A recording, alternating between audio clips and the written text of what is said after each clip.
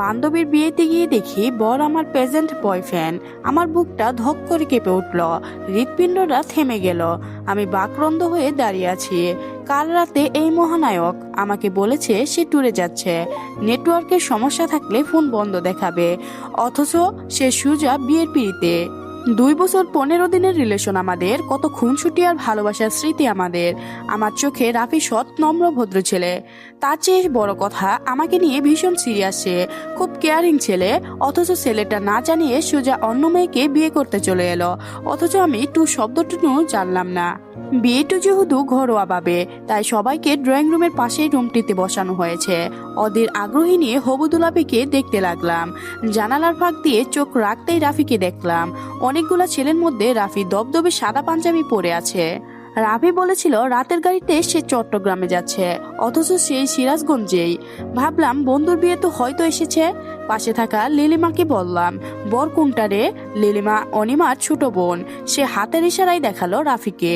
আমি পুরো কনফিউজ ছিলাম যে রাফি বর হতেই পারে না। লিলিমা বলল, চলো ভিতরে চলো।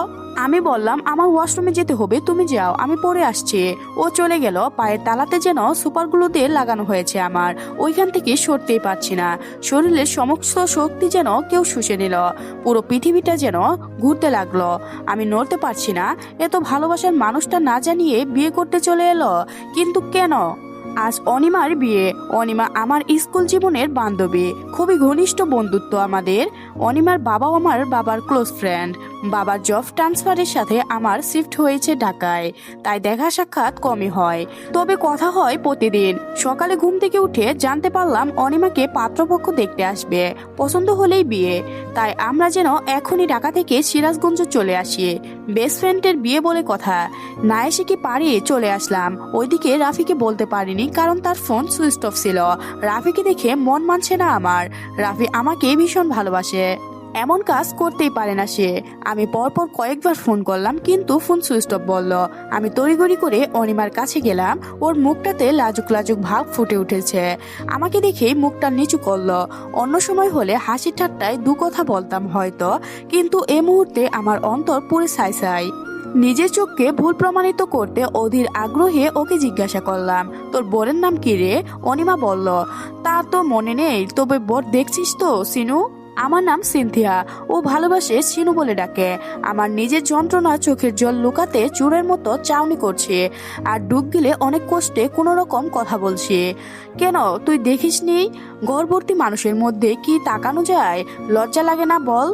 আমি জানি অনিমা লাজুক স্বভাবের মেয়ে, ওর বুকা কথা লাজুকতা আমার খুব ভাল লাগলেও আজকে অসহ্য লাগছে। এত ন্যাকামির কি আছে?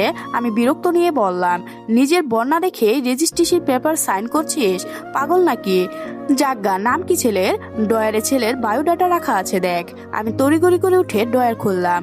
মন প্রাণ দিয়ে চাইছি আমার রাফি যেন না হয়। আমি তখন ভাবছি রাফির কোনো আত্মীয়দের বিয়েতে হয়তো এসেছে।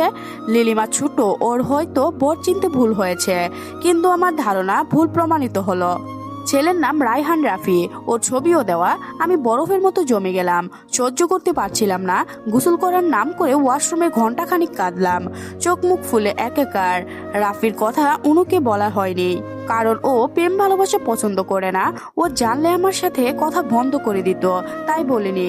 পুরো 1.5 ঘন্টা পর আমি ওয়াশরুম থেকে বের হলাম, শুনলাম একটু পর বিয়ে পড়াবে, কাজে এসেছে। অনিমার তেমন সাজগোজ পছন্দ না, সাজানোর দায়িত্ব আমার ওপর পড়ল। খুব সাদামাটা ভাবে সাজালাম।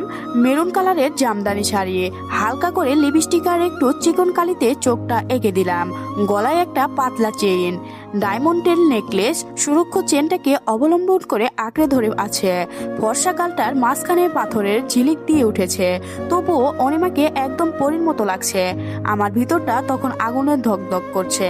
এই যন্ত্রণা যে পায়নি সে কোনোদিনও বুঝবে না। আমি আসার আগেই ওদের কাজে কলমের বিয়ে হয়ে গিয়েছে, শুধু ধর্মীয়ভাবে বিয়েটা বাকি। আমি চাইলে রাফির মুখোমুখি হতে পারি, কেন করলো এমন জানতে চাইতে পারি, কিন্তু ইচ্ছা মরে গিয়েছে। যে ভালোবাসার প্রতিশ্রুতি দিয়ে লুকিয়ে বিয়ে করতে আসে, তার মুখোমুখি আমি কোনোদিনই হব না। আজ অনিমাকে নিয়ে গেলে সকালের গাড়িতেই ঢাকা চলে যাব, সব ভুলে যাব। চোখ দুটো ভীষণ যন্ত্রণা করছে, যতটা পারছি লক্ষ্য চক্ষু আড়াল হয়ে থাকছি। মাগরিবের আজান হলো, নামাজ শেষে সবাই ড্রয়িং রুমে গেল। একপাশে বসানো হলো বরসহ কয়েকজনকে, মাঝখানে পর্দা টেনে দেওয়া হলো। বরপু মূলত সামনাসামনি বসে আছে, মাঝখানে পর্দা দেওয়া। অনেক জোরাজুরিতে আমাকে বসতে হলো কনের পাশে। বুকের ব্যথায় আমার জর্জরিত। কাজী তখন বিয়ে পড়াচ্ছেন। আমার চোখে পানি টলমল করছে। চোখের পানি লুকাতে মাথার কাপড় টেনে নিলাম। ওপাশ থেকে কাজী খুতবা পড়ানো শুরু করে দিলেন। তারপর বিয়ের নিয়ম অনুযায়ী যখন বললেন, বলো মা কবুল, অনিমা তখন চুপ করে রইল। পাশে বসে থাকা অনিমার ভাবি অনিমার মাথায় হাত বুলিয়ে বলল, কবুল বলো। অনিমা হু করে কাঁদলো। আমার বুকটা যন্ত্রণায় ক্রসমন বের হয়ে গিয়েছে। হাত পা কাঁপছে, চোখের পানিতে ভিজে উঠছে আমার ওড়না। সবাই ভেবে নিচ্ছে বান্ধবীর জন্য বুক ফাটছে। ওর সাথে সবাই আমাকে সান্ত্বনা দিচ্ছে, কিন্তু কেউ আমার বুকের ব্যথা দেখছে না। অনিমা 3 বার কবুল বলা শেষ করলো। কাজী যখন রাফিকে কবুল বলতে বলল, আমার জানটা মনে হয় বেরিয়ে যাবে এখন।